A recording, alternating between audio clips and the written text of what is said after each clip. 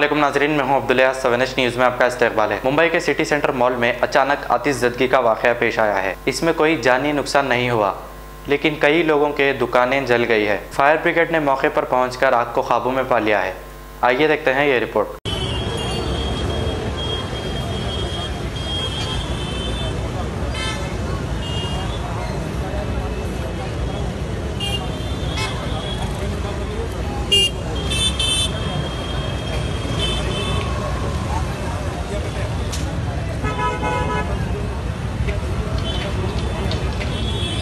Germanton hospital orthopaedic से मुताल्लिक हर मरीज यहाँ शिफायाब।